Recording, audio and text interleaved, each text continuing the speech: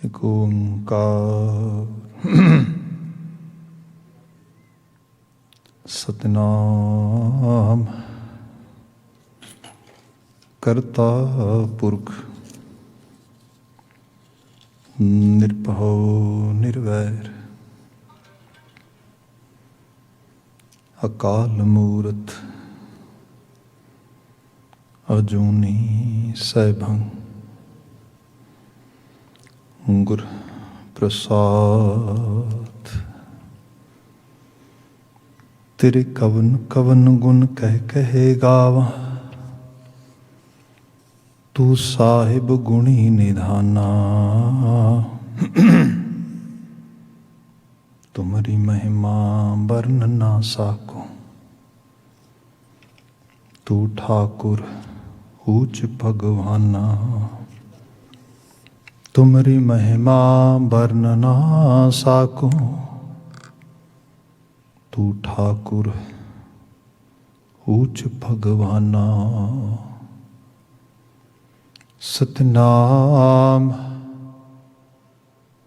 वाहिगुरु साहिब जियो। सूही महला चौथा। हर पहलड़ी लाभ प्रवृत्ति कर्म दृढ़ाया बलराम जियो।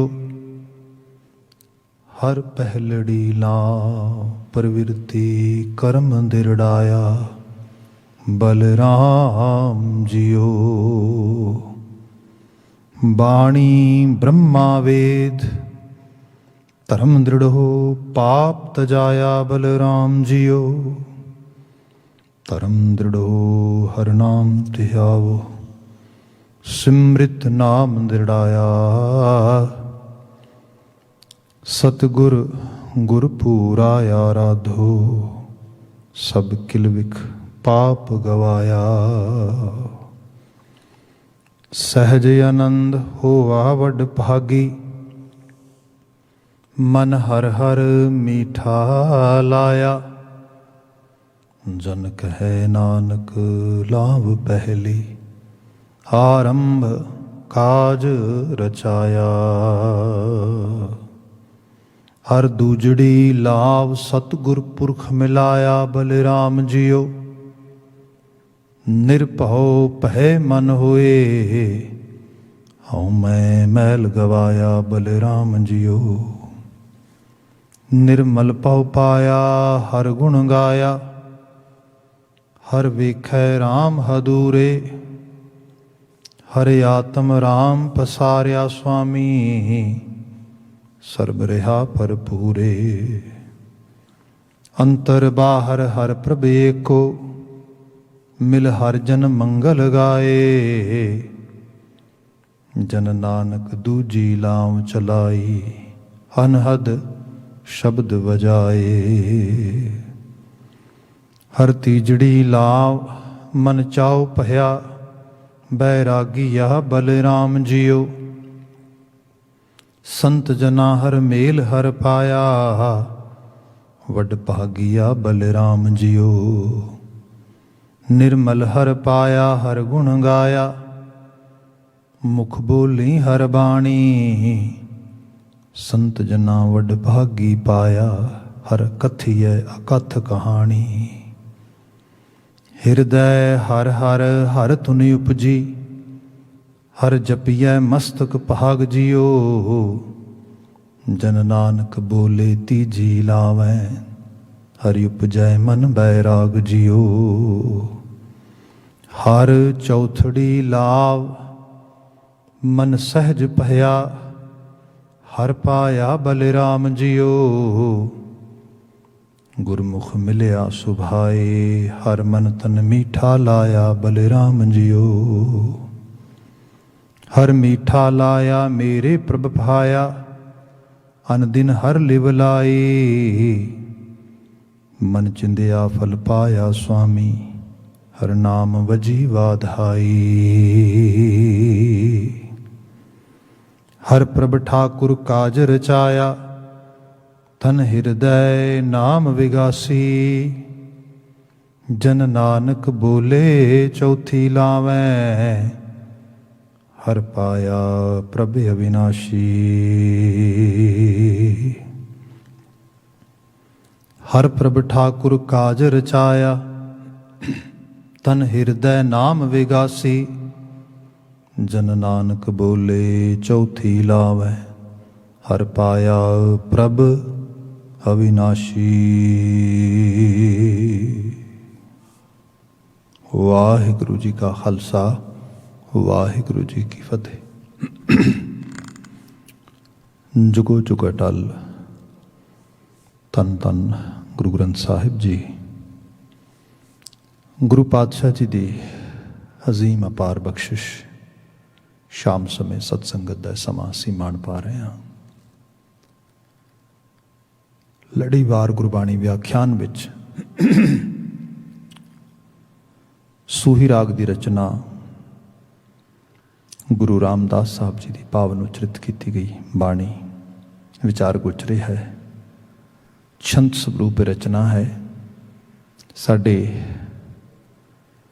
ਸਿੱਖੀ ਜੀਵਨ ਜਾਚ ਦੇ ਵਿੱਚ ਜੋ ਵਿਵਾਹ ਸੰਸਕਾਰ, ਜੋ ਕਿ ਇੱਕ ਸਿੱਖ ਦੇ ਜੀਵਨ ਦਾ ਜ਼ਰੂਰੀ ਅੰਗ ਹੈ, ਉਸ ਕਾਰਜ ਦੀ ਸੰਪੂਰਨਤਾ ਵਾਸਤੇ ਜੋ ਬਾਣੀ ਪੜ੍ਹੀ ਜਾਂਦੀ ਹੈ, ਜਿਸ ਬਾਣੀ ਦੇ ਜ਼ਰੀਏ ਆਨੰਦ ਕਾਰਜ, ਵਿਵਾਹ ਸੰਪੰਨ ਹੁੰਦਾ ਹੈ, ਵਿਵਾਹ ਕਾਰਜ ਜੋ ਸ਼ਾਦੀ ਹੈ, ਜੋ ਵਿਵਾਹ ਹੈ, ਉਹ ਸੰਪੂਰਨਤਾ ਪ੍ਰਾਪਤ ਕਰਦਾ ਹੈ। ਉਸ ਪਾਵਨ ਬਾਣੀ ਦੀ ਅਸੀਂ ਵਿਆਖਿਆ ਕਰ ਰਹੇ ਹਾਂ। ਲੜੀਵਾਰ ਬਾਣੀ ਵਿੱਚ ਸਾਨੂੰ ਇਹ ਜੋ ਉਸ ਪੇਜ 'ਤੇ ਅਸੀਂ 7, 3 and 4 ਉਹਨੂੰ ਅਸੀਂ ਵਿਚਾਰ ਰਹੇ ਹਾਂ। ਇਸ ਪਾਵਨ ਬਾਣੀ ਦੇ 4 ਪਦੇ ਨੇ, ਜਿਵੇਂ 4 ਫੇਰੇ ਲਏ ਜਾਂਦੇ ਨੇ ਉਹਦੇ ਮੁਤਾਬਕ, ਅਤੇ ਇਹਦੇ ਵਿੱਚ 3 ਪਦਿਆਂ ਦੀ ਵਿਚਾਰ ਹੋ ਗਈ ਹੈ। ਚੌਥੇ ਪਦੇ ਦੀ ਵਿਚਾਰ ਅੱਜ ਅਸੀਂ ਕਰਾਂਗੇ। ਗੁਰਦੇਵ ਜੋ ਜ਼ਿਕਰ ਕਰ ਰਹੇ ਨੇ, ਹਰ ਚੌਥੜੀ ਲਾਵ ਮਨ ਸਹਿਜ ਪਿਆ, ਹਰ ਪਾਇਆ ਬਲਿਰਾਮ ਜੀਓ। ਹਰ ਚੌਥੜੀ ਲਾਭ ਜਿਹੜਾ ਮਨੁੱਖੀ ਜੀਵਨ ਦੇ ਸੰਪੂਰਨਤਾ ਦੇ, ਆਨੰਦ ਦੀ ਪ੍ਰਾਪਤੀ ਦੇ, ਜੀਵਨ ਦੀ ਜਿਹੜੀ ਅਸਲ ਪ੍ਰਾਪਤੀ ਜਾਂ ਅਸਲ ਜਿੱਥੇ ਜਾ ਕੇ ਜੀਵਨ ਆਪਣੇ ਪੂਰੇ ਇਮਤਦਾਦ ਨੂੰ, ਆਪਣੀ ਪੂਰੇ ਮੰਜ਼ਲੇ ਮਕਸੂਦ ਨੂੰ ਪ੍ਰਾਪਤ ਕਰਦਾ ਹੈ, ਉਹਦੇ ਵਿੱਚ ਗੁਰੂ ਬਾਬਾ ਜੀ ਨੇ ਚੌਥੇ ਪੜਾਅ ਦੀ ਬਾਤ ਕੀਤੀ ਹੈ। ਅਤੇ ਇਹਦੇ 'ਚ ਸਭ ਕਹਿੰਦੇ ਹਰ ਚੌਥੜੀ ਲਾਭ ਮਨ ਸਹਿਜ ਪਿਆ, ਹਰ ਪਾਇਆ ਬਲਰਾਮ ਜੀਓ। ਮਨ ਸਹਿਜ ਪਿਆ, ਮਨੁੱਖ ਦੇ ਬਾਹਰ ਤੇ ਬਾਣੀ ਕਹਿੰਦੀ ਕੋਈ ਦੁਸ਼ਮਣ ਨਹੀਂ ਗਾ। ਬਾਹਰ ਤੇ ਬਾਣੀ ਦਾ ਸੰਦੇਸ਼ ਹੈ ਕਿ ਸਭ ਕੋ ਮੀਤ ਹਮ ਆਪਨ ਕੀਨਾ, ਹਮ ਸਭਨਾ ਕੇ ਸਾਜਨ। ਪਰ ਅਨਫੋਰਚੂਨੇਟਲੀ ਰਿਲੇਸ਼ਨਸ਼ਿਪ ਦੇ ਵਿੱਚ ਦੇਖਣ 'ਚ ਆਉਂਦਾ ਹੈ, ਜਿਹਨੂੰ ਕੱਲ੍ਹ ਤੱਕ ਬੰਦਾ ਸੱਜਣ ਮੰਨਦਾ ਸੀਗਾ, ਆਪਣਾ ਸੰਗੀ ਮੰਨਦਾ ਸੀਗਾ, ਕਈ ਵਾਰ ਉਹੀ ਸਭ ਤੋਂ ਵੱਡਾ ਦੁਸ਼ਮਣ ਨਜ਼ਰ ਪੈਣਾ ਸ਼ੁਰੂ ਹੋ ਜਾਂਦਾ ਹੈ। ਤੁਸੀਂ ਇਸ ਕਿਸਮ ਦਾ ਜੀਵਨ ਵਿਹਾਰ ਹਰ ਰੋਜ਼ ਦੇਖਦੇ ਹੋ ਆਲੇ ਦੁਆਲੇ, ਇਸ ਕਿਸਮ ਦੇ ਨਾਲ ਲੋਕਾਂ ਦੇ ਜੀਵਨ ਰਹੁ-ਰੀਤ ਦੇ ਵਿੱਚ। ਇਹਦਾ ਮਾਇਨਾ ਇਹ ਹੈ ਕਿ ਗੁਰਮਤਿ ਨੇ ਤੇ ਸਿਖਾਇਆ ਸਾਡੇ ਲਈ ਤੇ ਬੇਗਾਨਾ ਹੀ ਕੋਈ ਨਹੀਂ, ਤੇ ਜਿਹਦੇ ਨਾਲ ਜੀਵਨ ਬਤੀਤ ਕਰਨਾ ਆ, ਜੇ ਉਹੀ ਦੁਸ਼ਮਣ ਦਿਸਣ ਲੱਗ ਜੇ ਤੇ ਫਿਰ ਤੇ ਬੰਦੇ ਦਾ ਬਚਾਅ ਕਿੱਥੋਂ ਹੋਏਗਾ? ਫਿਰ ਤੇ ਜੀਵਨ ਵਿੱਚ ਖੁਸ਼ੀ ਕਿੱਥੋਂ ਆਏਗੀ? ਤੇ ਜੇ ਬੰਦਾ ਐਕਟ ਵੀ ਐਵੇਂ ਕਰਨ ਲੱਗ ਜੇ, ਇੱਕ ਦੂਸਰੇ ਨੂੰ ਤੰਗ ਕਰਕੇ, ਇੱਕ ਦੂਜੇ ਨੂੰ ਨਫ਼ਰਤ ਕਰਕੇ, ਈਰਖਾ ਕਰਕੇ, ਇੱਕ ਦੂਜੇ ਨੂੰ ਨੀਵਾਂ ਵਿਖਾ ਕੇ, ਮਾੜਾ ਬੋਲ ਕੇ, ਕ੍ਰੋਧ ਕਰਕੇ, ਕਰੁੱਝ ਕੇ, ਫਿਰ ਤੇ ਭਾਈ ਜਿਹੜੀ ਮੈਂ ਬਾਤ ਉਸ ਦਿਨ ਕਰ ਰਿਹਾ ਸੀਗਾ ਕਿ ਪੰਜਾਬੀ ਦੀ ਉਸ ਈਡੀਅਮ ਦੀ ਕਿ ਜਿੱਥੇ 2 ਜੀਆਂ ਦਾ ਜੋੜ ਨਹੀਂ, ਉੱਥੇ ਹੋਰ ਨਰਕ ਦੀ ਲੋੜ ਨਹੀਂ। ਇਹ ਸਿਚੁਏਸ਼ਨ ਆਪਣੇ ਆਪ ਦੇ ਵਿੱਚ ਹੀ ਨਰਕ ਹੈ। ਇਟਸ ਅ ਹੈਲ ਇਟਸੈਲਫ। ਇਸ ਲਈ ਗੁਰਮਤਿ ਆਸ਼ੇ 'ਚ ਕਿਹਾ ਗਿਆ, ਬਾਹਰ ਸਾਡਾ ਕੋਈ ਵੈਰੀ ਨਹੀਂ, ਬਾਹਰ ਸਾਡੀ ਕਿਸੇ ਨਾਲ ਕੋਈ ਦੁਸ਼ਮਣੀ ਨਹੀਂ। ਹਾਂ, ਬੰਦੇ ਦੇ ਜੀਵਨ ਨੂੰ ਖੋਰਾ, ਬੰਦੇ ਦੀ ਸੁੱਖ ਨੂੰ ਖੋਰਾ, ਸ਼ਾਂਤੀ ਨੂੰ ਖੋਰਾ, ਉਹਦੀ ਚੜ੍ਹਦੀ ਕਲਾ ਨੂੰ, ਉਹਦੀ ਤਰੱਕੀ ਨੂੰ, ਉਹਦੇ ਹਰ ਪੱਖ ਨੂੰ ਖੋਰਾ ਲਾਉਣ ਵਾਸਤੇ ਬਾਹਰ ਕਿਸੇ ਦੀ ਨਾ ਤੇ ਹੋਂਦ ਆ, ਨਾ ਪਾਇਆ, ਨਾ ਹਿੰਮਤ ਆ। ਹਾਂ, ਜਦੋਂ ਵੀ ਕੁਝ ਹੋਏਗਾ ਅੰਦਰੋਂ ਹੋਏਗਾ। ਅੰਦਰੋਂ ਕਿਵੇਂ ਹੋਏਗਾ? ਜਿਹੜੇ ਬੰਦੇ ਦੇ ਔਗਣ ਹੈਗੇ ਨੇ, ਜਿਹਨੂੰ ਅਸੀਂ ਬੰਦੇ ਦੀਆਂ ਡਿਮੈਰਿਟਸ ਕਹਿੰਦੇ ਹਾਂ, ਬੰਦੇ ਦੇ ਬੈਡ ਡੀਡਸ ਕਹਿੰਦੇ ਹਾਂ, ਬੰਦੇ ਦੀਆਂ ਉਹ ਅਲਾਮਤਾਂ ਕਹਿੰਦੇ ਹਾਂ, ਟ੍ਰੇਟਸ ਕਹਿੰਦੇ ਹਾਂ, ਜਿਹੜੇ ਬੰਦੇ ਨੂੰ ਲੀਡ ਕਰਦੇ ਨੇ ਟੂਵਰਡ ਦੇਅਰ ਕਾਈਂਡ ਆਫ ਜਿਹਨੂੰ ਕਹਿ ਲਓ ਕਿ ਉਹਨਾਂ ਨੂੰ ਡਿਸਟਰੋਏ ਕਰਨ ਵਾਸਤੇ, ਉਹਨਾਂ ਦੇ ਜੀਵਨ ਨੂੰ ਫਨਾਹ ਕਰਨ ਵਾਸਤੇ, ਉਹਨਾਂ ਦੀ ਜ਼ਿੰਦਗੀ ਦੀ ਚੜ੍ਹਦੀ ਕਲਾ ਨੂੰ ਰੋਕਣ ਵਾਸਤੇ। ਉਹਦੇ ਅੰਦਰ ਬਹੁਤ ਸਾਰੀਆਂ ਚੀਜ਼ਾਂ ਗਿਣੀਆਂ ਜਾ ਸਕਦੀਆਂ ਨੇ, ਪਰ ਜਿਹੜੀ ਖਾਸ ਕਰਕੇ ਬਾਤ ਕੀਤੀ ਗਈ ਉਹ ਹੈ ਇੰਪੇਸ਼ੈਂਟ, ਕਾਲਾਪਨ। ਜਦੋਂ ਬੰਦਾ ਕਿਸੇ ਚੀਜ਼ ਵਾਸਤੇ ਇੱਕਦਮ ਇੰਪਲਸਿਵ ਹੋ ਜਾਏ, ਇੱਕਦਮ ਕਾਲਾ ਪੈ ਜਾਏ, ਚੰਗੇ ਤੋਂ ਚੰਗੇ ਕੰਮ ਹੁੰਦੇ ਹੋਏ ਖਰਾਬ ਹੋ ਜਾਂਦੇ ਨੇ। ਚੰਗੇ ਤੋਂ ਚੰਗੀ ਚੀਜ਼ ਸਿੱਟੇ ਰਿਜ਼ਲਟ ਨਿਕਲਦੇ ਹੋਏ ਬੰਦਾ ਬਰਬਾਦੀ ਤੇ ਤਬਾਹੀ ਲੈ ਆਉਂਦਾ ਆ। ਰਿਸ਼ਤੇ ਜਿਸ ਚੀਜ਼ ਦੀ ਮੰਗ ਕਰਦੇ ਨੇ ਉਹ ਧੀਰਜ ਹੈ, ਪੇਸ਼ੈਂਸ ਹੈ, ਉਹ ਸਹਿਜ ਆ, ਬੜੇ ਇੱਕ ਨੈਚੁਰਲ ਪ੍ਰੋਸੈਸ ਦੇ ਵਿੱਚ, ਇੱਕ ਨੈਚੁਰਲ ਪੇਸ ਦੇ ਵਿੱਚ। ਸੋ ਜੀਵਨ ਦਾ ਜਿਹੜਾ ਅਸਲ ਖੁਸ਼ਨੁਮਾ ਅਹਿਸਾਸ ਹੈ, ਸੁੱਖ ਦਾ ਅਹਿਸਾਸ ਹੈ, ਇਸ ਤਰ੍ਹਾਂ ਜਾਣੋ ਜਿਹੜਾ ਰਿਸ਼ਤਾ ਆ ਇਹ ਆਪਣੇ ਆਪ ਘਟਤ ਹੁੰਦਾ ਆ। Relationship happens, we just allow ourselves, we just follow the right criteria of life, we just follow the real path of human virtues, then relationship happens. The real relationship, ਜਿਹੜੀ ਅਸਲ ਐਸੋਸੀਏਸ਼ਨ ਆ ਆਪਸ ਦੇ ਵਿੱਚ, ਜਿਹੜੀ ਅਸਲ ਦੇ ਵਿੱਚ ਸਾਂਝ ਆ, ਉਹ ਆਪਣੇ ਆਪ ਹੁੰਦੀ ਹੈ, ਉਹ ਵਾਪਰਦੀ ਹੈ। ਪੰਜਾਬੀ ਦਾ ਇੱਕ ਈਡੀਅਮ ਹੈ, ਸਹਿਜ ਪੱਕੇ ਸੋ ਮੀਠਾ ਹੋਏ। ਇਹਦੇ 'ਚ ਮਿਠਾਸ ਦੀ ਵੀ ਗੱਲ ਆ, ਸਹਿਜ ਦੀ ਵੀ ਗੱਲ ਆ, ਆਨੰਦ ਦੀ ਵੀ ਗੱਲ ਆ। ਗੁਰੂ ਬਾਬਾ ਜੀ ਸਾਰਾ ਉਸ ਰੂਪ ਵਿੱਚ ਬਿਆਨ ਕਰਦੇ। ਮੈਂ ਬਾਣੀ 'ਚ ਕੋਈ ਤੁਹਾਡੇ ਸਾਹਮਣੇ ਚੀਜ਼ਾਂ ਬਿਆਨ ਕਰਦਾ ਹਾਂ। ਇੱਕ ਤਾਂ ਇਹ ਹੈ, ਜਿਵੇਂ ਸਭ ਜ਼ਿਕਰ ਕਰਦੇ ਕਿ ਜਿਵੇਂ ਹਰੀ ਨੂੰ ਪ੍ਰਾਪਤ ਕਰਨਾ, ਕਿਉਂਕਿ ਹਰ ਹੀ ਹੈ ਨਾ, ਹਰ ਚੌਥੜੀ ਲਾਮ, ਹਰ ਨਾਂ ਹੈ ਖੁਸ਼ੀ ਦਾ, ਹਰ ਨਾਂ ਹੈ ਸੁੱਖ ਦਾ। ਗੁਰੂ ਸਾਹਿਬ ਕਹਿੰਦੇ ਵਿਆਹ ਦਾ ਕਾਰਜ ਵਧਾਈ ਦਾ ਕਾਰਜ ਹੈ, ਅਖੀਰ ਮੁੱਕਣਾ ਇੱਥੇ ਜਾ ਕੇ ਹੈ। ਵਧਣਾ ਮਤਲਬ ਖੁਸ਼ਨੁਮਾ ਅਹਿਸਾਸ 'ਤੇ ਚਲੇ ਜਾਣਾ, ਪ੍ਰਫੁੱਲਤਾ ਵਾਲੇ ਪਾਸੇ ਚਲੇ ਜਾਣਾ, ਪ੍ਰੋਸਪਰ ਹੋ ਜਾਣਾ, ਸਕਸੈਸਫੁਲ ਹੋ ਜਾਣਾ, ਜੀਵਨ ਦੇ ਵਿੱਚ ਕਿਸੇ ਇੱਕ ਅਚੀਵਰ ਦੇ ਤੌਰ 'ਤੇ ਆ ਜਾਣਾ। ਇਹ ਸਾਰਾ ਉਸ ਲੈਵਲ 'ਤੇ ਆਉਂਦਾ ਆ, ਪ੍ਰਾਪਤੀ ਵਾਲੇ ਪਾਸੇ ਵਧਣਾ ਆ। ਹੁਣ ਇਹਦੇ 'ਚ ਗੁਰੂ ਬਾਬਾ ਜੀ ਨੇ ਕਿਹਾ ਕਿ ਜਿਹੜਾ ਹਰੀ ਹੈ ਉਹਦੇ ਘਰ ਦੀ ਮੈਂ ਤੁਹਾਨੂੰ ਗੱਲ ਦੱਸਦਾ, ਤੇਰੇ ਘਰ ਆਨੰਦ ਵਧਾਈ ਤੁਧ ਘਰ। ਉਹਦਾ ਘਰ ਹੀ ਆਨੰਦ ਦਾ, ਉਹਦਾ ਘਰ ਹੀ ਵਧਾਈ ਦਾ। ਉਸ ਹਰ ਦੇ ਘਰ ਨੂੰ, ਉਸ ਹਰ ਦੀ ਉਸ ਆਭਾ ਨੂੰ ਅਸੀਂ ਆਪਣੀ ਸੁਰਤ 'ਚ ਮੰਡਤ ਕਰਨਾ ਆ। ਇਹਨੂੰ ਹੋਰ ਤਰੀਕੇ ਨਾਲ ਵੀ ਦੇਖ ਲੈਣਾ। ਹਰ ਚੀਜ਼ ਮਿੱਟੀ ਤੋਂ ਬਣੀ ਹੈ ਤੇ ਮਿੱਟੀ 'ਚ ਹੀ ਸਮਾ ਜਾਣੀ ਹੈ। ਮਿੱਟੀ ਵਿੱਚੋਂ ਹੀ ਸੋਨਾ ਬਣਦਾ, ਮਿੱਟੀ ਵਿੱਚੋਂ ਹੀ ਲੋਹਾ ਬਣਦਾ ਹੈ, ਮਿੱਟੀ ਵਿੱਚੋਂ ਹੀ ਹੀਰੇ ਜਵਾਹਰਾਤ ਬਣਦੇ ਨੇ, ਮਿੱਟੀ ਵਿੱਚੋਂ ਹੀ ਕਾਲਖ ਬਣਦੀ ਹੈ। ਧਰਤੀ 'ਤੇ ਲੋਕ ਕੁਝ ਇਹੋ ਜਿਹੀ ਮਿੱਟੀ ਚੂਜ਼ ਕਰਦੇ ਨੇ ਜਿਹੜੀ ਉਹਨਾਂ ਨੂੰ ਫਨਾਹ ਕਰਦੀ ਹੈ, ਨੁਕਸਾਨ ਕਰਦੀ ਹੈ। ਕੁਝ ਲੋਕ ਇਸ ਤਰੀਕੇ ਨਾਲ ਚੂਜ਼ ਕਰਦੇ ਨੇ, ਉਹਨਾਂ ਨੂੰ ਮਿੱਟੀ ਸਵਾਰ ਦਿੰਦੀ ਹੈ। ਜੇ ਸਹੀ ਰੂਪ ਵਿੱਚ ਦੇਖਿਆ ਜਾਏ ਨਾ, ਤੇ ਇਹ ਮਿੱਟੀ 'ਤੇ ਨਹੀਂ, ਮਿੱਟੀ ਨੂੰ ਚੂਜ਼ ਕਰਨ ਵਾਲੇ 'ਤੇ, ਮਿੱਟੀ ਦੇ ਨਾਲ ਪੇਸ਼ ਹੋਣ ਵਾਲੇ 'ਤੇ ਸਾਰੀ ਚੀਜ਼ ਜਿਹੜੀ ਹੈ ਬਾਤ ਕੀਤੀ ਜਾਂਦੀ ਹੈ।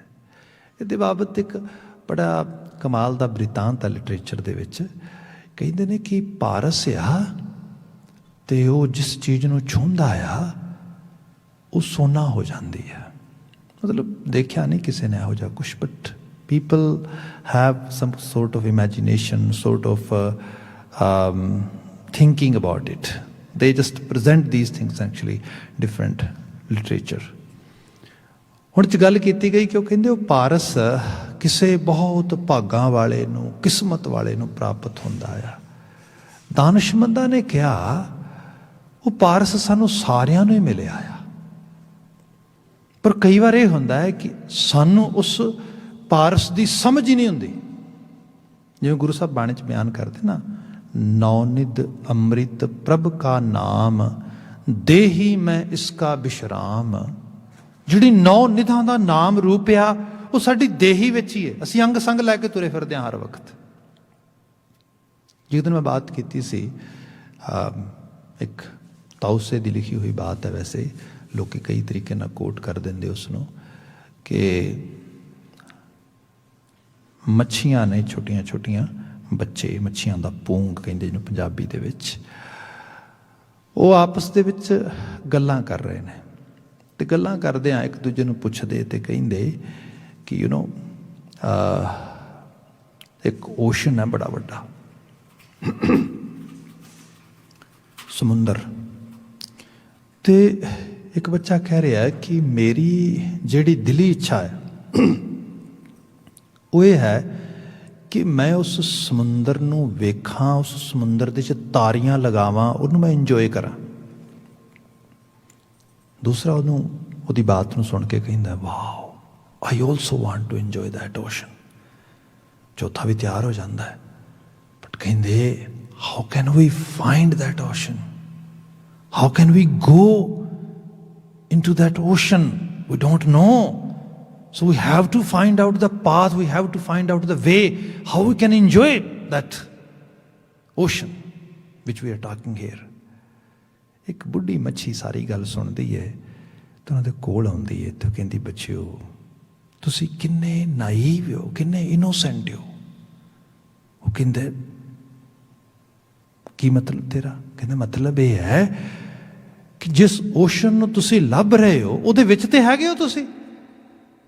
ਉਹ ਬੱਚਾ ਹੱਸ ਕੇ ਕਹਿੰਦਾ, ਨੋ ਮਾਂ, actually mum, you are not saying right thing, this is water, we are just inside the water, we are talking about ocean. ਉਹ ਕਹਿੰਦੀ, ਬੱਚਿਓ ਜਿਸ ਨੂੰ ਤੁਸੀਂ ਵਾਟਰ ਦੇ ਵਿੱਚ, ਜਿਹਨੂੰ ਪਾਣੀ ਕਹਿ ਰਹੇ ਹੋ, ਜਿਹਦੇ 'ਚ ਤਾਰੀਆਂ ਲਗਾ ਰਹੇ ਹੋ, ਇਹ ਪਾਣੀ ਹੀ ਸਾਰਾ ਸਮੁੰਦਰ ਆ। ਇਹ ਸਮੁੰਦਰ ਹੀ ਹੈ ਜਿਸ ਸਮੁੰਦਰ ਨੂੰ ਤੁਸੀਂ ਲੱਭ ਰਹੇ ਹੋ। ਅਸਲ ਵਿੱਚ ਜਿਸ ਖੁਸ਼ੀ ਨੂੰ, ਜਿਸ ਚਾਅ ਨੂੰ, ਜਿਸ ਖੇੜੇ ਨੂੰ, ਜਿਸ ਆਨੰਦ ਨੂੰ, ਜਿਸ ਪਲੈਜ਼ਰ ਨੂੰ ਬੰਦਾ ਲੱਭ ਰਿਹਾ ਹੈ, ਬੰਦਾ ਉਹ ਕੈਰੀ ਕਰਕੇ ਤੁਰਿਆ ਫਿਰਦਾ।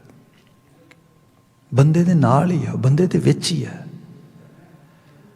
ਉਹਦੇ ਤੱਕ ਪਹੁੰਚਣ ਲਈ ਜਿਹੜਾ ਇੱਕ ਨੈਚੁਰਲ ਪ੍ਰੋਸੈਸ ਆ, ਜਿਹਨੂੰ ਸਹਿਜ ਕਿਹਾ ਗਿਆ ਹੈ, ਬੰਦਾ ਉਹਨੂੰ ਫੋਲੋ ਨਹੀਂ ਕਰਦਾ। ਜਦੋਂ ਫੋਲੋ ਨਹੀਂ ਨਾ ਕਰਦਾ, ਮੈਨੂੰ ਹੋਰ ਸਰਲ ਬਿਆਨ ਕਰਦਾ ਵਾਂ, ਰਿਸ਼ਤਾ ਕਹਿੰਦੇ ਨੇ ਬਣਾਉਣਾ ਪੈਂਦਾ ਹੈ, ਇਕੱਲਾ ਬਣਾਉਣਾ ਨਹੀਂ ਪੈਂਦਾ, ਰਿਸ਼ਤਾ ਸੰਭਾਲਣਾ ਪੈਂਦਾ।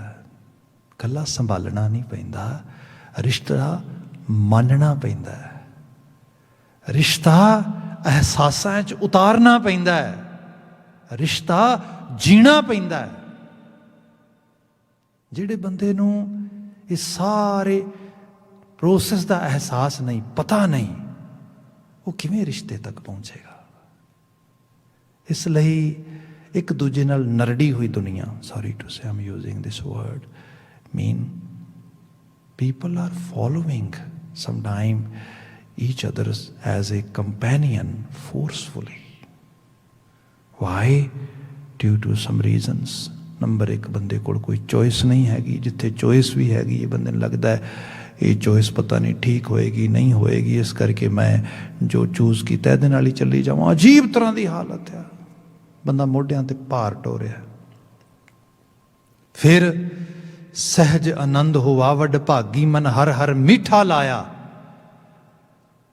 ਅੱਜ ਤੁਸੀਂ ਦੇਖਿਆ ਹੋਏਗਾ, ਮੈਂ ਮਾਫੀ ਮੰਗਦੇ ਲਫ਼ਜ਼ ਕਹਿਣ ਲੱਗਾ ਹਾਂ, ਕਿ ਪਿਛਲੇ ਕੁਝ ਸਮੇਂ ਦੇ ਵਿੱਚ ਖਾਸ ਕਰਕੇ ਜਿਹੜੇ ਲੋਕ ਭਾਰਤੀ ਮੂਲ ਦੇ ਜਾਂ ਪੰਜਾਬੀ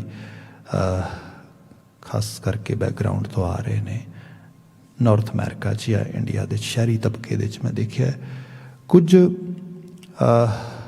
ਪ੍ਰੋਗਰਾਮਸ ਨੂੰ ਬੜਾ ਸੁਣਦੇ, ਵੇਖਦੇ, ਉਹਨਾਂ ਨੂੰ ਫੋਲੋ ਵੀ ਕਰਦੇ। ਖਾਸ ਕਰਕੇ ਜਿਵੇਂ ਯੋਗਾ ਕਲਾਸਿਸ ਨੇ, ਮੈਡੀਟੇਸ਼ਨ ਕਲਾਸਿਸ ਨੇ, ਜਿਵੇਂ ਬ੍ਰਹਮਾ ਕੁਮਾਰੀ ਵਗੈਰਾ, ਇਹੋ ਜਿਹੀ ਬਹੁਤ ਸੁਣਿਆ ਜਾਂਦਾ ਇਸ ਤਰੀਕੇ ਨਾਲ।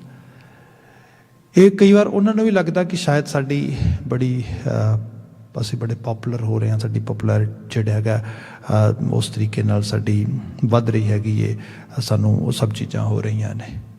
ਜੇ ਡੀਪ ਲੈਵਲ 'ਤੇ ਦੇਖੋਗੇ ਨਾ, ਘਰਾਂ ਦੇ ਵਿੱਚ ਰਿਸ਼ਤਿਆਂ ਦੇ ਅਹਿਸਾਸ ਤੋਂ ਟੁੱਟੇ ਹੋਏ ਲੋਕ, ਮਤਲਬ ਜਿਨ੍ਹਾਂ ਦੇ ਕੋਲ ਕੋਈ ਹੋਰ ਆਊਟਲੈਟ ਨਹੀਂ ਕਿਸੇ ਪਾਸੇ ਜਾਣ ਵਾਸਤੇ, ਕੁਛ ਨਹੀਂ ਹੈਗਾ, ਫਿਰ ਉਹ 2-4 ਪਲ ਲਈ ਇਹੋ ਜਿਹੀਆਂ ਚੀਜ਼ਾਂ ਸੁਣ ਕੇ ਆਪਣੇ ਆਪ ਨੂੰ ਕਿਸੇ ਤਰੀਕੇ ਨਾਲ ਕੰਫਰਟ 'ਚ ਲੈ ਕੇ ਆਉਂਦੇ ਨੇ। ਇਹ ਚੀਜ਼ ਹੁੰਦੀ ਹੈ। ਤੇ ਉਹ ਇਸ ਤਰ੍ਹਾਂ ਹੀ ਹੈ, ਜਿਵੇਂ ਸਪੋਜ਼ ਕਰੋ ਕੋਈ ਮੁਸ਼ਕਿਲ ਮੁਸੀਬਤ ਹੈ ਤੇ ਬੰਦਾ ਉਹ ਤੋਂ 2 ਪਲ ਲਈ ਅੱਖਾਂ ਬੰਦ ਕਰਕੇ ਸੋਚਦਾ ਹੈ ਨਹੀਂ ਗੀ। It's A kind of sort of drugs. ਜਿਵੇਂ ਨਸ਼ੇੜੀ ਬੰਦਾ ਆ, ਸਪੋਜ਼ ਉਹਦੇ ਕੋਈ ਲੱਤ ਬਾਂਹ ਦੁਖਦੀ ਏ, ਉਹਦੇ ਕੋਈ ਸਰੀਰ 'ਚ ਕੋਈ ਪੇਨ ਆ, ਕੁਛ ਆ, ਲੋਕੀ ਮੋਸਟਲੀ ਐਸ ਮੈਡੀਸਿਨ ਦੇ ਤੌਰ 'ਤੇ ਯੂਜ਼ ਕਰਦੇ, ਜਿਹੜਾ ਡਰੱਗਸ ਹੈ, ਅਲਕੋਹਲ ਤੋਂ ਲੈ ਕੇ ਹਰ ਤਰ੍ਹਾਂ ਦੇ ਡਰੱਗਸ। ਕਈ ਵਾਰੀ ਫਿਜ਼ੀਕਲ ਪੇਨ ਨਹੀਂ ਹੁੰਦੀ, ਮੈਂਟਲ ਪੇਨ ਹੁੰਦੀ ਹੈ ਬੰਦੇ ਨੂੰ। ਬੰਦਾ ਮਨ ਕਰਕੇ ਦੁਖੀ ਹੁੰਦਾ ਤੇ ਦੁੱਖ ਜਦੋਂ ਬਹੁਤ ਵੇਦਨ ਦਿੰਦਾ, ਫਿਰ ਉਹ ਕਹਿੰਦਾ ਥੋੜ੍ਹੀ ਦੇਰ ਲਈ ਬੇਹੋਸ਼ ਹੋ ਜਾਵਾਂ ਤਾਂ ਕਿ ਮੈਨੂੰ ਭੁੱਲ ਜਾਏ। ਮੈਂ I don't want to actually carry this pain all the time, so I really want some kind of relief from that particular suffering।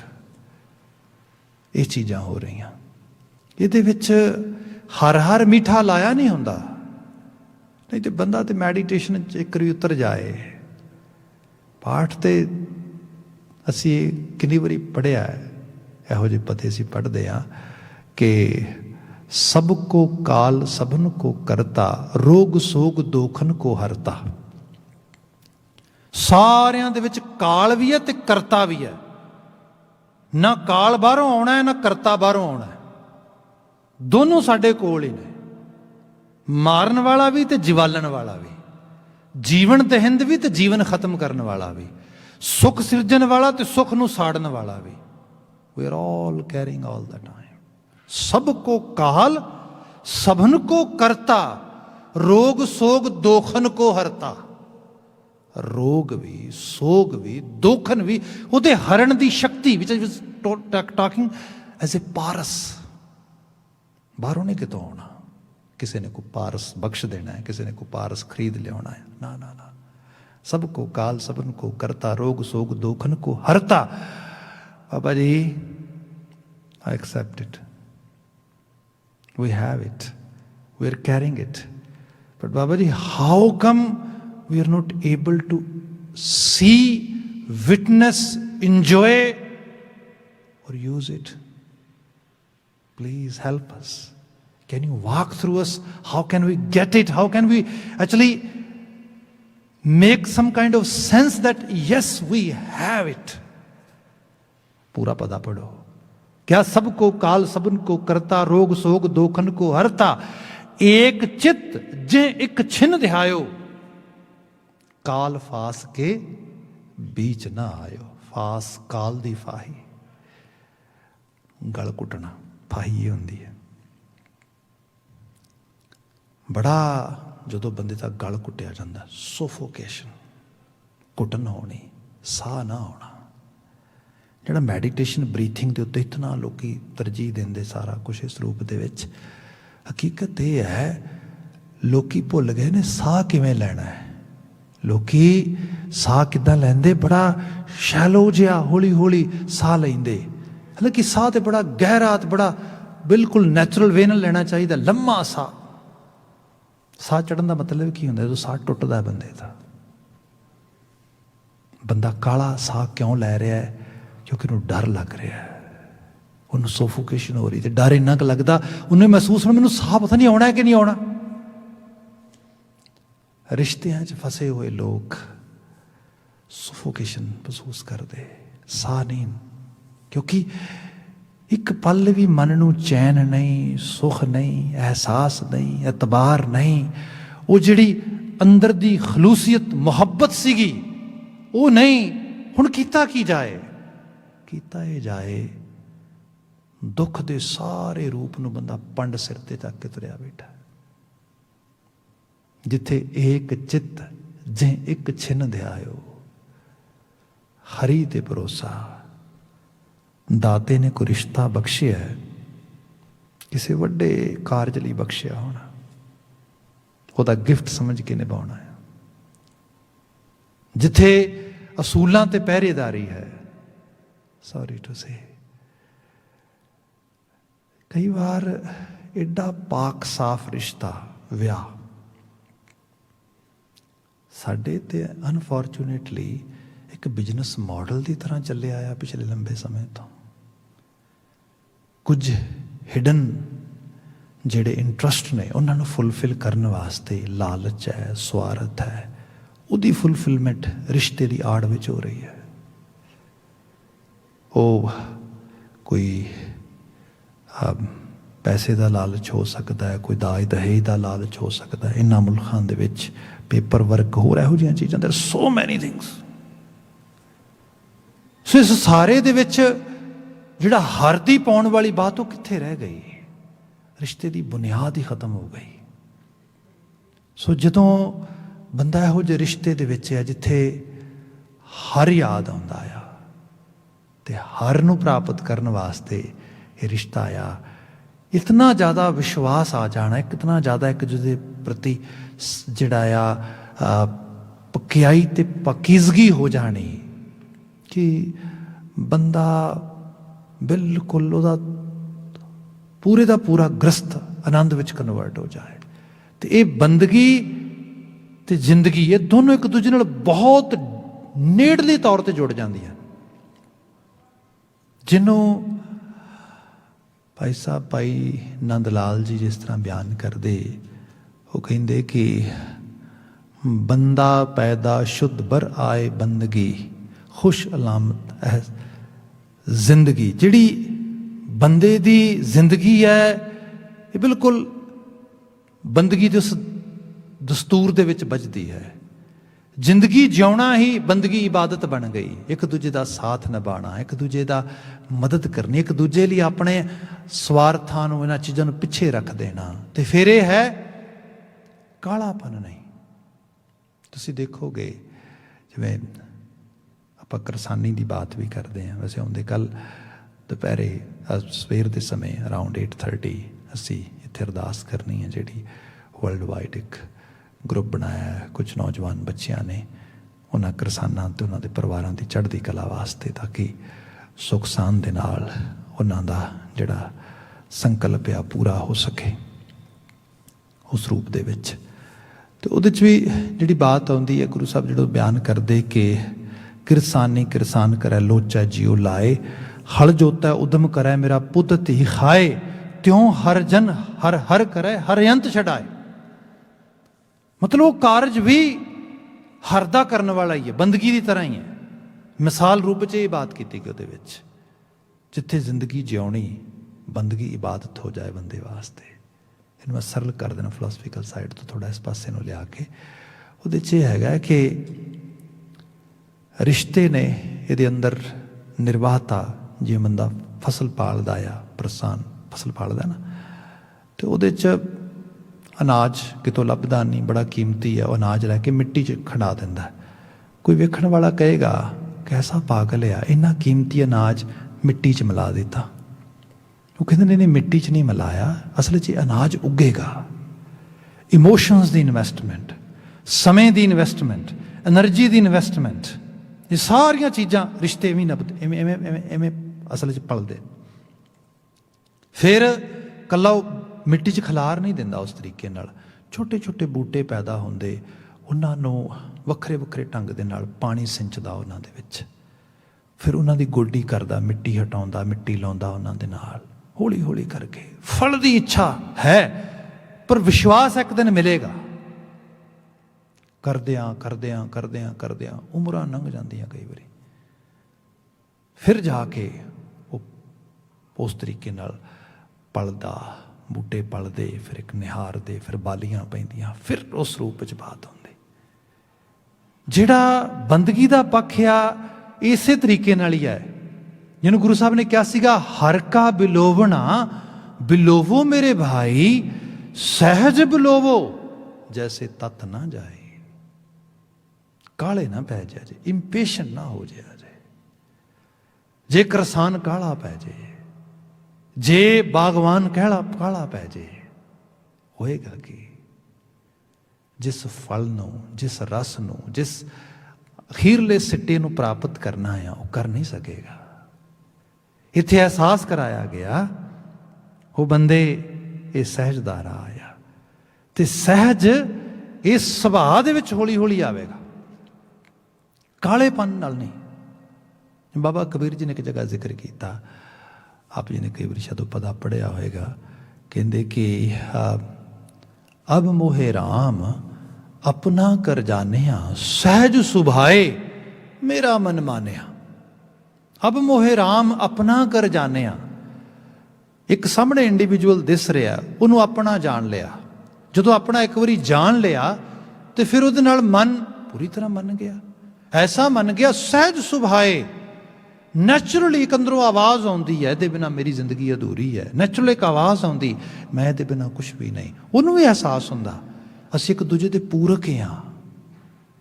Actually ਇਸੇ ਐਕਸਰਸਾਈਜ਼ ਦੇ ਨਾਲ ਅਸੀਂ ਇੱਕ ਦੂਜੇ ਵਿੱਚੋਂ ਰੱਬ ਦੀ ਜੋਤ ਵੇਖਣੀ ਹੈ, ਉੱਥੇ ਤੱਕ ਪਹੁੰਚਣਾ ਹੈ, ਇੱਕ ਦੂਜੇ ਦੀ ਮਦਦ ਕਰਨੀ ਹੈ, ਤਾਂ ਕਿ ਦੋਨੋਂ ਰਲ ਕੇ ਹਰ ਨੂੰ ਪ੍ਰਾਪਤ ਕਰ ਸਕੀਏ। ਜੀਵਨ ਦੇ ਅਸਲ ਮਕਸਦ, ਅਸਲ ਸੁੱਖ ਨੂੰ, ਅਸਲ ਉਹ ਜਿਹੜਾ ਓਸ਼ਨ ਆ ਜ਼ਿੰਦਗੀ ਦਾ, ਖੁਸ਼ੀਆਂ ਦਾ, ਉਹਦੇ ਤੱਕ ਪਹੁੰਚ ਸਕੀਏ। ਗੁਰੂ ਬਾਬਾ ਜੀ ਨੇ ਇਹਦੀ ਬਾਤ ਕੀਤੀ, ਹਰ ਚੌਥੜੀ ਲਾਮ ਮਨ ਸਹਿਜ ਪਿਆ। ਇੱਥੇ ਜਾ ਕੇ ਸਹਿਜ ਦਾ ਰੂਪ ਆ ਗਿਆ। ਇੱਕ ਅਹਿਸਾਸ ਆ ਕਿ ਇਹ ਜੀਵਨ ਪ੍ਰਯੰਤ ਦਾ ਇੱਕ ਰਿਸ਼ਤਾ ਆ, ਇੱਕ ਇਨਵੈਸਟਮੈਂਟ ਆ। ਇਹਦੇ 'ਚ ਇਮੋਸ਼ਨਸ ਵੀ ਇਨਵੈਸਟ ਕਰਨੇ ਨੇ, ਇਹਦੇ 'ਚ ਐਨਰਜੀ ਵੀ ਇਨਵੈਸਟ ਕਰਨੀ ਹੈ, ਇਹਦੇ 'ਚ ਜਿੰਨੀ ਵਿਜ਼ਡਮ ਆ ਉਹ ਵੀ ਇਸ ਰਿਸ਼ਤੇ ਨੂੰ ਸਵਾਰਨ ਤੇ ਲਗਾਉਣੀ ਹੈ। ਸਭ ਇਸ ਰੂਪ ਦੇ ਵਿੱਚ ਆ। ਕਿਆ ਹਰ ਚੌਥੜੀ ਲਾਉ ਮਨ ਸਹਿਜ ਪਿਆ, ਫਿਰ ਹਰ ਪਾਇਆ ਬਲਰਾਮ ਜੀ। ਅਗਲੀ ਲਾਈਨ ਹੈ, ਸਭ ਕਹਿੰਦੇ ਗੁਰਮੁਖ ਮਿਲਿਆ ਸੁਭਾਏ। ਸੁਭਾਏ, ਸੁਭਾ ਲਫ਼ਜ਼ ਬੜਾ ਪਿਆਰਾ ਲਫ਼ਜ਼ ਆ। ਮੈਂ ਇਹਨੂੰ ਸਰਲ ਕਰਕੇ ਬਿਆਨ ਕਰਾਂ, ਜਿਵੇਂ ਪਤੀ ਨੇ ਪਤਨੀ ਨੂੰ ਪਾਉਣਾ ਹੈ ਤੇ ਪਤਨੀ ਨੇ ਪਤੀ ਨੂੰ ਪਾਉਣਾ ਹੈ। ਸਿੱਖ ਨੇ ਗੁਰੂ ਨੂੰ ਪਾਉਣਾ ਹੈ, ਸਿੱਖ ਨੇ ਰੱਬ ਨੂੰ ਪਾਉਣਾ ਹੈ। ਅਸੀਂ ਕਹਿੰਦੇ ਹਾਂ ਨਾ ਵੀ ਗੋਬਿੰਦ ਮਿਲਨ ਕੀ ਇਹ ਤੇਰੀ ਬਰੀਆ, ਤੂੰ ਗੋਬਿੰਦ ਨੂੰ ਮਿਲਣ ਵਾਸਤੇ ਧਰਤੀ ਤੇ ਆਇਆ ਹੈ। ਜਾਂ ਇਹ ਕਿਹਾ ਜਾਂਦਾ ਕਿ ਬਹੁਤ ਜਨਮ ਵਿਛੁਰੇ ਥੇ ਮਾਧੋ, ਇਹ ਜਨਮ ਤੁਮਹਾਰੇ ਲੇਖੇ। ਇਹ ਜਨਮ ਮਾਧੋ ਦੇ ਲੇਖੇ ਲਾ ਦੇਣਾ, ਮਤਲਬ ਉਸ ਨੂੰ ਪ੍ਰਾਪਤ ਕਰਨਾ ਆ। ਹੁਣ ਇੱਥੇ ਬਾਤ ਆਈ ਕਿ ਪਤੀ ਨੇ ਪਤਨੀ ਨੂੰ ਤੇ ਪਤਨੀ ਨੇ ਪਤੀ ਨੂੰ ਪਾਉਣਾ। ਮੈਂ ਕਹਿੰਦਾ ਰੱਬ ਤੇ ਗੁਰੂ ਉਹ ਤੇ ਬੜੇ ਸੂਖਸ਼ਮ ਨੇ, ਉਹ ਤੇ ਦਿਸਦੇ ਵੀ ਨਹੀਂ ਨਾ, ਉਹ ਤੇ ਇਹਨਾਂ ਨੇਤਰਾਂ ਦਾ ਜਾਂ ਇਹਨਾਂ ਇੰਦਰੀਆਂ ਦੇ ਛੂਹਣ ਦਾ ਮਸਲਾ ਵੀ ਨਹੀਂ ਹੈਗਾ।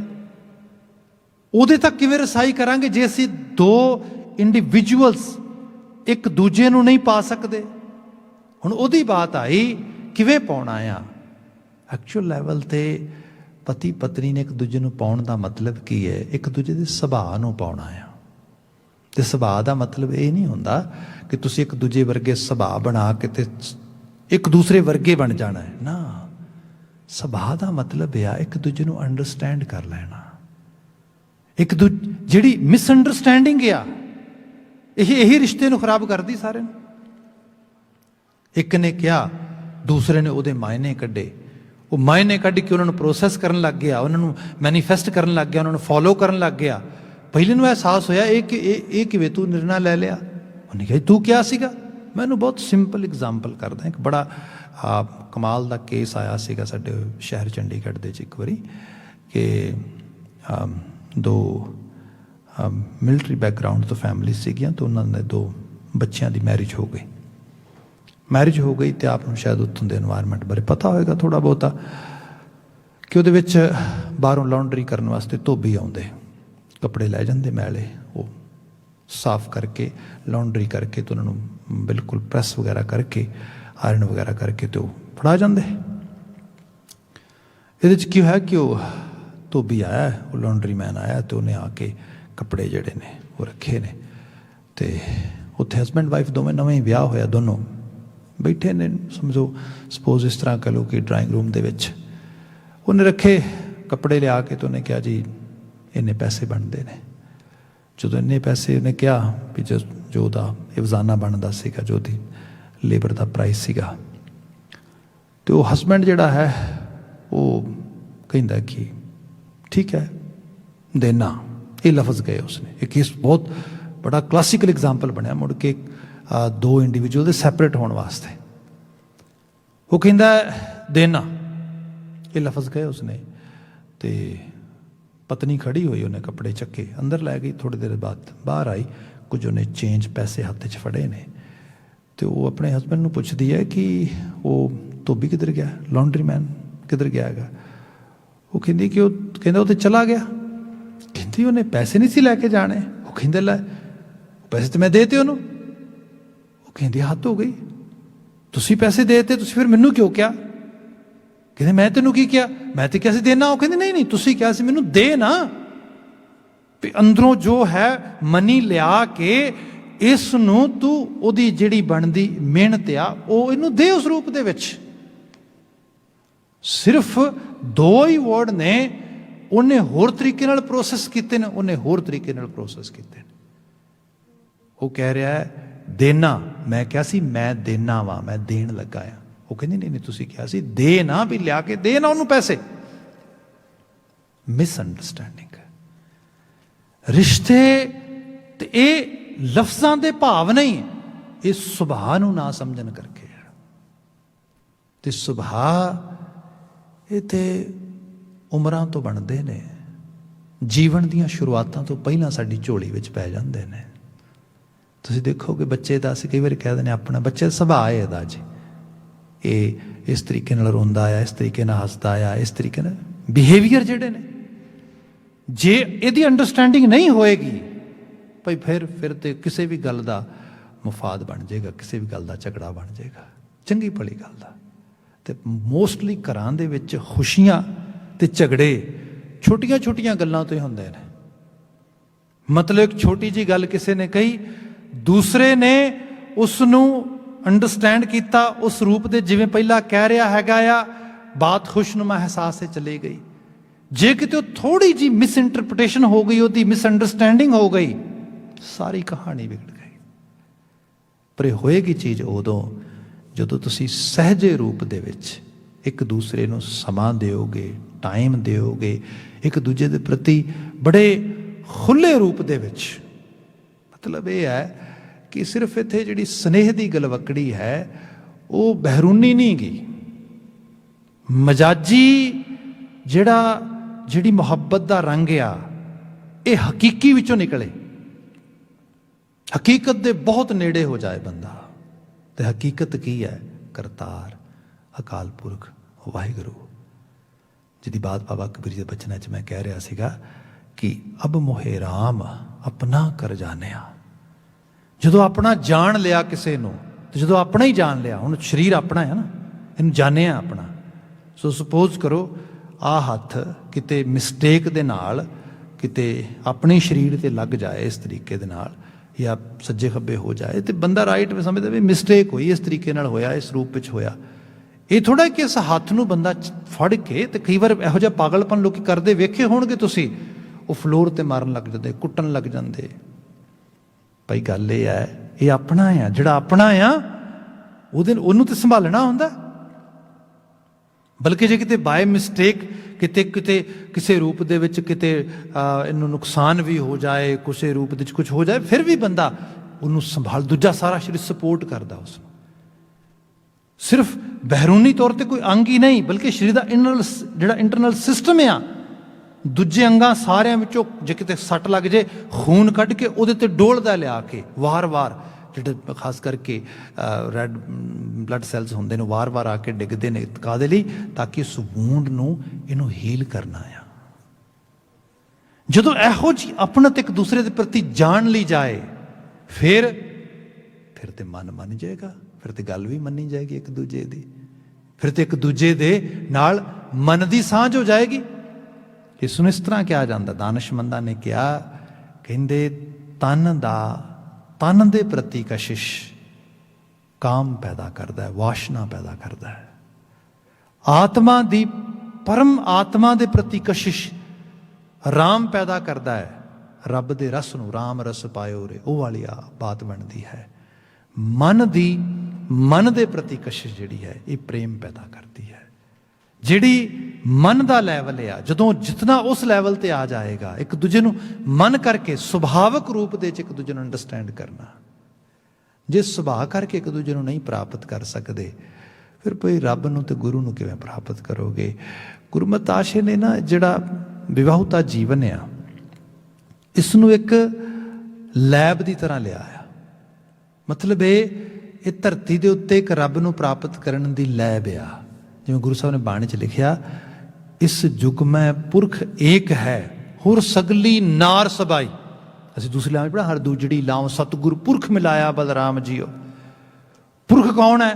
ਅਕਾਲ ਪੁਰਖ ਵਾਹਿਗੁਰੂ। ਉਸੇ ਅਕਾਲ ਪੁਰਖ ਵਾਹਿਗੁਰੂ ਦੀ ਸ਼ੈਡੋ, ਜਿਹੜਾ ਪਰਛਾਵਾਂ ਗੁਰੂ ਰੂਪ ਹੋ ਕੇ ਸਾਨੂੰ ਮਿਲਦਾ, ਸਾਨੂੰ ਨਵਾਜਦਾ ਆ ਕੇ। ਸੋ ਉਹ ਸਾਡੇ ਲਈ ਪੁਰਖ ਰੂਪ ਆ। ਅਸੀਂ ਸਾਰੇ ਨਾਰ ਸਬਾਈ ਹਾਂ। ਇਹਨੂੰ ਇਸ ਤਰ੍ਹਾਂ ਜਾਣੋ, ਸਾਡੇ ਦਾਨਿਸ਼ਮੰਦਾਂ ਨੇ ਵਰਡਸ ਲਿਖੇ ਨੇ। ਉਹ ਕਹਿੰਦੇ ਕਿ ਸਪੋਜ਼ ਕਰੋ ਤੁਹਾਨੂੰ ਇੱਕ ਉਸ ਜ਼ਿੰਦਗੀ ਜੀਣ ਦੇ ਤਰੀਕੇ ਦੇ ਹਸਬੈਂਡ ਵਾਈਫ ਦੇ ਤੌਰ ਤੇ ਇੱਕ ਰੋਲ ਮਿਲਿਆ। ਤੁਸੀਂ ਹਸਬੈਂਡ ਦੇ ਰੋਲ ਵਿੱਚ ਹੈਗੇ ਹੋ, ਤੇ ਫਿਰ ਇਹ ਸੋਚੋ ਕਿ ਜਿਵੇਂ ਦਾ ਵਿਹਾਰ ਤੁਸੀਂ ਰੱਬ ਖਸਮ ਤੋਂ ਆਪਣੇ ਵਾਸਤੇ ਕਰਨਾ ਚਾਹੁੰਦੇ ਹੋ। ਜਿਵੇਂ ਸਾਹਿਬ ਕਹਿੰਦੇ ਨਾ ਕਿ ਹਰ ਜੀਓ ਖਸਮਾਨਾ ਕਰ ਪਿਆਰੇ, ਮੇਰਾ ਖਸਮ ਬਣ ਤੂੰ, ਮੈਨੂੰ ਖਸਮਾਨਾ ਕਰ।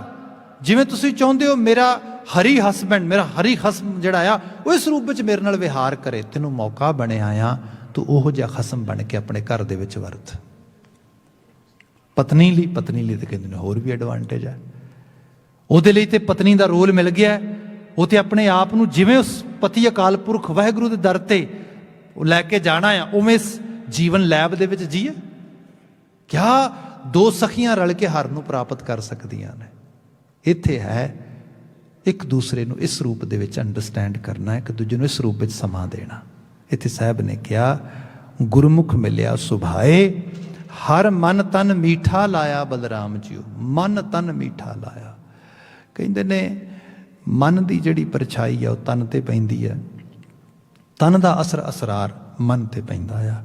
ਇਹਦੇ ਉੱਤੇ ਹਿਊਮਨ ਸਾਈਕੋਲੋਜੀ 'ਚ ਬਹੁਤ ਸਾਰੀਆਂ ਰਿਸਰਚ ਹੈਗੀਆਂ ਨੇ ਸਾਡੇ ਕੋਲ। ਮਨ ਖਿਆਲਾਂ, ਮਨੋਤਾਂ, ਵਿਚਾਰਾਂ, ਇਹਨਾਂ ਦੇ ਵਿੱਚੋਂ ਨਿਕਲ ਕੇ ਆਉਂਦਾ ਹੈ, ਤੇ ਜੋ ਮਨ ਆਪਣੇ ਅੰਦਰ ਲੈ ਕੇ ਆਉਂਦਾ ਉਹਨੂੰ ਤਨ ਦੇ ਜ਼ਰੀਏ, ਜਿਹੜੀ ਬਾਡੀ ਲੈਂਗੁਏਜ ਐਕਚੁਅਲ ਲੈਵਲ ਤੇ that represents our psyche, what kind of thoughts we are carrying in our psyche, easily we can understand by our body language. Even ਜਿਹੜੀ ਬਾਡੀ ਲੈਂਗੁਏਜ ਆ, ਇਹਦਾ ਪ੍ਰਭਾਵ ਸਿੱਧਾ ਮਨ ਤੇ ਪੈਂਦਾ ਆ। ਈਵਨ ਤੁਸੀਂ ਤੇ ਵੀ ਦੇਖੋਗੇ, ਬੰਦੇ ਨੂੰ ਕੱਪੜੇ ਮੈਲੇ ਕੁਚੈਲੇ ਪਵਾ ਦਿਓ, ਉਹਦੇ ਨਾਲ ਮਨ ਬਹੁਤ ਖੁਸ਼ਨੁਮਾ ਅਹਿਸਾਸ ਨਹੀਂ ਜਾਂਦਾ। ਵਧੀਆ ਕੱਪੜੇ, ਨਵੇਂ ਕੱਪੜੇ, ਬਹੁਤ ਜਿਹੜਾ ਚੰਗੇਰੇ ਰੰਗ ਵਾਲੇ ਪਾ ਦਿਓ, ਉਹ ਮਨ ਖੁਸ਼ ਹੋ ਜਾਏਗਾ। ਇਹਦਾ ਮਤਲਬ ਮਨ ਤਨ ਇਸ ਰੂਪ ਵਿੱਚ ਇੱਕ ਦੂਜੇ ਨਾਲ ਜੁੜੇ ਹੋਏ ਨੇ। ਇਸ ਲਈ ਜਿਹੜੀ ਤਨ ਦੇ ਤੌਰ ਤੇ, ਕਿਉਂਕਿ ਦੋ ਇੰਡੀਵਿਜੂਅਲਸ ਨੂੰ, ਇਹ ਦੋ ਕਲਬੂਤਾਂ ਨੂੰ ਇੱਕ ਰਾਹ ਦੇ ਉੱਤੇ ਤੋਰਿਆ ਜਾਂਦਾ ਇੱਕ ਦੂਜੇ ਦੇ ਸਨੇਹੀ ਬਣਾ ਕੇ। ਇਹਨਾਂ ਦੋਨਾਂ ਨੇ ਇੱਕ ਦੂਸਰੇ ਨੂੰ ਉਸ ਤਰੀਕੇ ਨਾਲ ਮਦਦ ਕਰਨੀ ਹੈ ਤਾਂ ਕਿ ਉਹ ਤਨ ਦੇ ਖੇੜੇ ਵਿੱਚੋਂ ਮਨ ਦੇ ਖੇੜੇ ਦਾ ਹਾਇਰ ਲੈਵਲ ਪ੍ਰਾਪਤ ਕਰ ਸਕਣ। ਸੋ ਇੱਥੇ ਸਾਹਿਬ ਨੇ ਬਿਆਨ ਕੀਤਾ, ਗੁਰਮੁਖ ਮਿਲਿਆ ਸੁਭਾਏ, ਹਰ ਮਨ ਤਨ ਮੀਠਾ ਲਾਇਆ ਬਲਰਾਮ ਜੀਓ। ਹਰ ਮੀਠਾ ਲਾਇਆ ਮੇਰੇ ਪਰ ਪਾਇਆ, ਅਨ ਦਿਨ ਹਰ ਲਿਵ ਲਾਈ। ਇਹਦੀ ਬਾਤ ਆਉਂਦੇ ਕੱਲ ਕਰਾਂਗੇ। ਅੱਜ ਵਾਸਤੇ ਕੋਈ ਸਮਾਂ ਸਮਾਪਤ ਆ। ਗੁਰਮੁਖ ਪਿਆਰੇ ਸੱਜਣ ਆ ਗਏ ਨੇ ਜਿਨ੍ਹਾਂ ਨੇ ਆਪ ਜੀ ਦੇ ਨਾਲ ਸਿਮਰਨ ਦੇ ਵਿੱਚ ਅਗਲਾ ਮੇਰਾ ਸਮਾਂ ਜਿਹੜਾ ਬਤੀਤ ਕਰਨਾ ਹੈ। ਮੈਂ ਇੱਥੇ ਆਪਣੇ ਵੱਲੋਂ ਸਮਾਪਤੀ ਕਰਦਾ ਹਾਂ। ਇੱਕ ਵਾਰ ਫਿਰ ਕਿਰਸਾਨ ਭੈਣ ਭਰਾਵਾਂ ਦੀ ਚੜ੍ਹਦੀ ਕਲਾ ਦੀ ਦਿਲੀ ਅਰਦਾਸ ਕਰਦਿਆਂ ਹੋਏ, ਤੇ ਲਿਟਰਲੀ ਤੌਰ ਤੇ ਆਉਂਦੇ ਕੱਲ 8:30 ਅਸੀਂ ਇੱਥੇ ਗੁਰਦੁਆਰਾ ਸਾਹਿਬ ਤੋਂ ਵਰਚੁਅਲ ਅਰਦਾਸ ਕਰਾਂਗੇ, ਜਿਹੜੀ world wide different social outlets ਦੇ ਉੱਤੇ ਕੈਰੀ ਕੀਤੀ ਜਾਏਗੀ ਕਿ ਮਾਲਕ ਉਹਨਾਂ ਵੀਰ ਭੈਣਾਂ ਨੂੰ ਚੜ੍ਹਦੀ ਕਲਾ ਬਖਸ਼, ਸਫਲਤਾ ਬਖਸ਼। ਅੱਜ ਵਾਸਤੇ ਸਮਾਪਤੀ। ਸਭ ਪ੍ਰੇਮ ਕਹਿਣਾ ਜੀ। ਵਾਹਿਗੁਰੂ ਜੀ ਕਾ ਖਾਲਸਾ, ਵਾਹਿਗੁਰੂ ਜੀ ਕੀ ਫਤਿਹ।